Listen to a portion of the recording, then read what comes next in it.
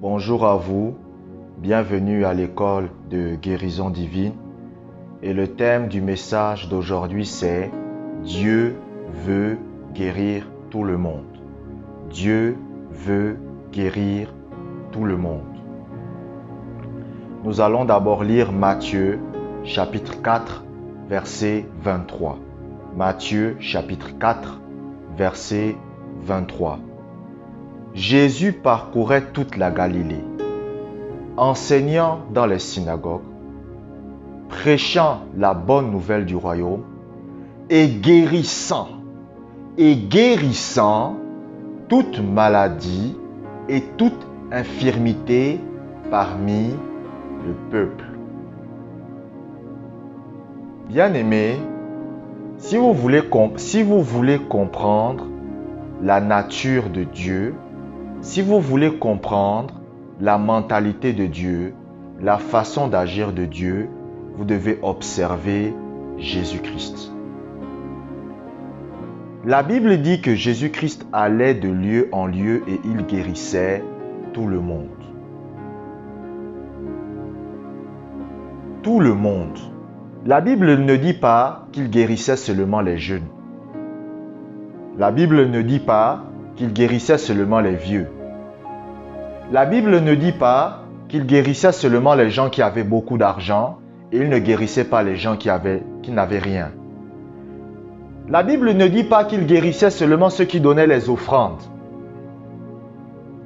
La Bible dit qu'il guérissait tout le monde. Si quelqu'un venait à Jésus et qu'il n'avait pas d'offrande, Jésus le guérissait. Si quelqu'un venait à Jésus et qu'il donnait des offrandes, Jésus le guérissait. Si quelqu'un venait à Jésus et qu'il avait péché, Jésus le guérissait. Si quelqu'un venait à Jésus et qu'il n'avait pas péché, Jésus le guérissait. Le Seigneur Jésus-Christ ne faisait pas de distinction. Le Seigneur Jésus-Christ ne faisait pas de discrimination. En Jésus-Christ, il n'y a pas de discrimination. Le Seigneur Jésus-Christ ne guérit pas sur la base des normes humaines.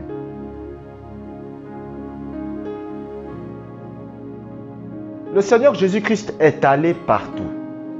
Dans tous les lieux là où il est allé, il a guéri les gens. Il a délivré les gens. Lorsque vous lisez la Bible est un livre qui s'adresse à l'humanité. Et le Seigneur dira dans 3 Jean 2, « Bien-aimé, je souhaite que tu prospères à tous égards et sois en bonne santé. » Il s'adresse aux chrétiens. La volonté de Dieu pour vous, ce n'est pas que vous soyez malade. La volonté de Dieu pour vous, Dieu ne veut pas que vous expérimentiez la maladie pendant que vous êtes sur terre. C'est pour cela que vous voyez que lorsque Dieu a créé le monde, la maladie n'existait pas. Adam et Ève ne savaient pas ce qu'était la maladie. C'est pour ça que lorsque vous lisez la Bible, si vous lisez le livre de la Genèse, pour que Adam meure, il a fallu 900 ans. Vous savez pourquoi quand vous lisez la Bible, dans le livre de la Genèse, on vous dit qu'il a fallu 900 ans pour que Adam meure? Parce que Adam ne connaissait pas la maladie. Lorsque Adam était sur terre, on ne lui a jamais enseigné qu'il faut qu'il tombe malade. C'est pour ça que Adam n'est pas mort. Adam ne savait pas comment mourir. On n'avait pas enseigné à Adam qu'un jour il allait mourir. Adam ne savait pas c'était quoi le cancer. Il ne savait pas c'était quoi le sida. Il ne savait pas c'était quoi la grippe. Parce qu'on ne lui a jamais parlé de ça. Il n'y avait pas de médecin. La maladie n'était pas son partage parce qu'on lui avait enseigné que son corps était sur terre pour être en bonne santé. C'est pour cela qu'il a fallu 900 ans pour qu'il quitte la terre. Et vous devez comprendre qu'en tant que chrétien,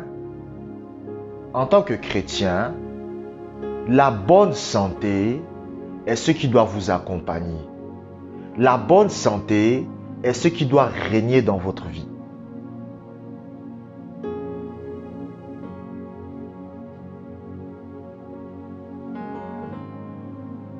Les gens de l'Ancien Testament n'avaient pas la révélation du Nouveau Testament. Parce que les gens de l'Ancien Testament, on leur avait enseigné qu'ils avaient le droit de tomber malade. Mais il n'en est pas de même pour vous, parce que vous êtes un enfant de Dieu. Donc, vous ne devez pas connaître la maladie. Vous ne devez pas vivre dans la maladie. Vous ne devez pas demeurer dans la maladie. La maladie n'est pas faite pour les gens comme vous.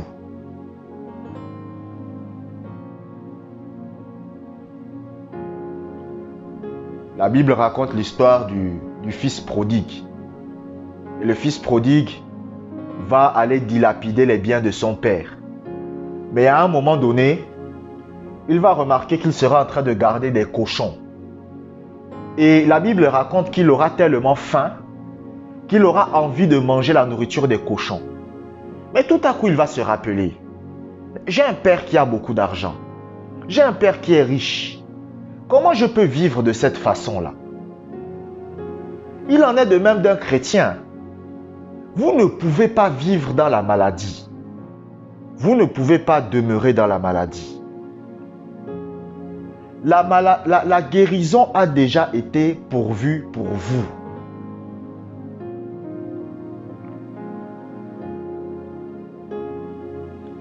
Moi, j'ai refusé de vivre dans la maladie. J'ai été délivré de ma constipation chronique. J'ai été délivré de l'asthme. Et j'ai refusé de vivre dans la maladie. J'ai refusé. Pourquoi? Parce que j'ai compris qu'en Jésus-Christ, j'ai la rédemption. J'ai le droit d'être libre de la maladie. Et j'ai exercé mon droit d'être libre. Maintenant, comment être libre de la maladie? C'est en utilisant votre foi. La Bible dit dans Matthieu chapitre 9, versets 20 à 22, « Voici, une femme atteinte d'une perte de sang depuis 12 ans s'approcha par derrière et toucha le bord de son vêtement, c'est-à-dire le bord du vêtement de Jésus. Car elle disait en elle-même, si je puis seulement toucher son vêtement, je serai guérie. Jésus se retourna et dit en la voyant, prends courage ma fille, ta foi t'a sauvée. Et cette femme fut guérie à l'heure même. » Regardez ce que la Bible dit. La Bible raconte l'histoire d'une femme à la perte de sang qui était malade depuis 12 ans. Depuis 12 ans, elle était oppressée par le diable. Depuis 12 ans, elle était attaquée par Satan. Mais la Bible dit qu'elle va venir et elle va toucher le bord du vêtement de Jésus et elle sera délivrée. Les gens qui étaient autour ont commencé à dire que oh, Jésus lui a fait grâce. Oh, Jésus a aidé cette femme. Oh, Jésus aime cette femme plus que nous. Mais regardez ce que Jésus va dire. Jésus n'est pas un idiot. Il va dire, ma fille, ta foi t'a guérie. Vous voyez? Il dit, ma fille, ta foi t'a guérie. Donc, il voulait faire comprendre aux gens qui sont autour que cette femme n'a pas été guérie parce que c'est moi qui lui ai donné de la chance. Mais elle a exercé sa foi. La guérison divine que vous obtenez de Dieu vient de votre foi. Avant-hier, j'ai prié pour un gars qui m'a appelé. Plutôt, il m'a envoyé un message. Il m'a dit, Josué, j'ai des problèmes au niveau de l'estomac, des poumons. Je n'arrive pas à courir. Je n'arrive pas à m'asseoir. J'ai besoin que tu pries pour moi. J'ai dit, il n'y a pas de problème. Il m'a dit, non, il y a l'offrande qu'il faut donner. J'ai dit, non, avec Dieu, il n'y a pas besoin d'offrande. Dieu ne guérit pas parce qu'on donne l'offrande. Il n'y a pas besoin d'offrande pour recevoir ta guérison. Ce qu'il faut simplement, c'est que tu crois. Il m'a dit, d'accord. J'ai prié pour lui. Et après avoir prié pour lui, je lui ai dit, est-ce que tu es guéri? Il m'a dit, oui, je suis guéri. Je lui ai dit, ok. Donc demain, tu vas porter des vêtements et tu vas aller faire un footing.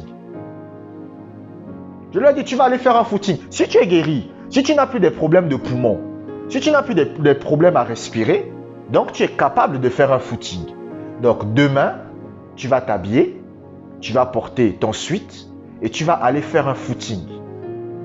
Et il m'avait dit aussi que je suis incapable de jeûner. Je lui ai dit, ah bon, tu étais incapable de jeûner. Bon, si tu es guéri, donc, après-demain, tu vas jeûner. Il a dit, bon, Josué, ok, demain, je vais aller faire un footing et je vais aussi jeûner après-demain. Parce qu'il m'avait dit qu'il était incapable de jeûner à cause de son estomac. Il m'a dit son estomac a des problèmes, il ne peut pas jeûner. S'il jeûne, il souffre. Je lui ai dit, j'ai prié pour toi. Tu es guéri. Maintenant, va et tu jeûnes. Parce que tu es guéri. Si tu es guéri, donc tu peux jeûner. Donc tu jeûnes. Si tu es guéri, donc tu peux courir. Donc tu vas courir. Il a dit, ok, je vais le faire. C'est ce qu'on appelle la foi. La foi, c'est commencer à faire ce que vous ne pouviez pas faire. La foi, c'est commencer à agir comme quelqu'un qui est guéri. Vous avez vu cette femme à la perte de sang. Il fallait de la foi pour oser venir toucher le bord du vêtement de Jésus. Parce qu'elle avait ce qu'on appelle des règles. Donc, elle avait des saignements pendant 12 ans. Des règles menstruelles pendant 12 ans. Et en Israël, lorsqu'une femme avait des règles menstruelles et qu'elle touchait un homme, elle était impure. Elle n'avait pas le droit de toucher un homme. Mais elle l'a fait quand même. Et elle a osé avouer ça devant tout le monde. Donc, à cause de ce qu'elle avait fait, on avait le droit de la lapider à mort. On avait le droit de la lapider à mort. Mais elle a avoué ça devant tout le monde. Parce qu'elle avait la confiance qu'elle était guérie. Et la Bible dit qu'elle a été guérie à l'heure même. La foi, c'est commencer à faire ce que vous ne pouviez pas faire. J'ai dit à ce gars, pour qui j'ai prié, à ce frère chrétien, il m'a dit, j'ai des problèmes au niveau de l'estomac, je n'arrive pas à jeûner. Je lui ai dit, très bien, j'ai prié pour lui. Je lui ai dit, ok, donc jeûne maintenant. Jeûne maintenant. Parce que la foi, c'est croire que vous avez déjà quelque chose, même si vous ne le voyez pas. J'ai écouté avant-hier le message du pasteur Curry Blake, un homme de Dieu que je regarde parfois. Et il dit qu'un homme est venu lui voir parce qu'il avait l'estomac qui était détruit. Il avait été empoisonné par son ami. Donc il buvait un verre avec son ami et son ami a mis le poison dans la bière et cela a détruit son estomac. Donc il ne pouvait manger que de la nourriture liquide. Il ne pouvait pas manger de la nourriture solide. Et lorsqu'il est venu voir le pasteur Curry Blake prie pour lui. Et après avoir prié pour lui, le pasteur Curry Blake lui dit, qu'est-ce que tu as envie de manger? Le gars lui dit, oh pasteur Curry Blake, j'ai envie de manger un bon steak de bœuf. Et le pasteur lui dit, ok, va manger un steak de bœuf. Il dit, ok, il est parti. Et il n'a plus jamais revu le gars là. Maintenant, un mois plus tard, le pasteur Curry Blake est en train de se balader. Il rencontre le gars, mais il ne reconnaît pas le gars. Le gars lui dit, oh pasteur Curry Blake, c'est moi, vous vous rappelez? Le pasteur Curry Blake dit, non, qui êtes-vous? Il dit, mais je suis le frère pour qui vous avez prié qui avait des problèmes d'estomac. Il dit, ah bon? Il dit, oui, quand vous m'avez dit, et il raconte, il dit, quand vous m'avez dit d'aller manger le steak, moi j'ai trouvé ça idiot, mais je suis quand même allé. J'ai pris le steak, j'ai mis. Juste au moment là où j'ai commencé à manger le steak, mon estomac a été guéri. Pourquoi? Parce que c'est ce qu'on appelle la foi. La foi, c'est croire que vous avez déjà quelque chose, c'est agir et commencer à faire ce que vous ne pouviez pas faire. C'est ça la foi. La foi, c'est commencer à faire ce que vous ne pouviez pas faire. C'est commencer à faire ce que vous ne pouviez pas faire. Un jour, j'ai prié pour une personne qui était paralysée, qui avait des problèmes, qui ne pouvait pas bouger. Bon, c'était des problèmes de sciatique. Une grand-mère à moi. J'ai prié. Elle a dit, demain, je ne pourrai pas aller au travail. Je lui ai dit, demain, lève-toi et va au travail. Le lendemain, elle avait des douleurs. Mais elle s'est levée, elle a porté les habits, elle est allée au travail. Pendant qu'elle était en train d'aller au travail, elle a été guérie. Pourquoi? Parce qu'elle a commencé à faire ce qu'elle ne pouvait pas faire. elle a commencé à agir comme étant guérie. Pourtant, elle avait des douleurs. Mais elle a dit non, je vais au travail. Et pendant qu'elle était en train d'aller, la guérison s'est produite. C'est ce qu'on appelle la foi. Je vous remercie d'avoir écouté cet audio jusqu'à la fin. Que la grâce de Dieu soit avec vous.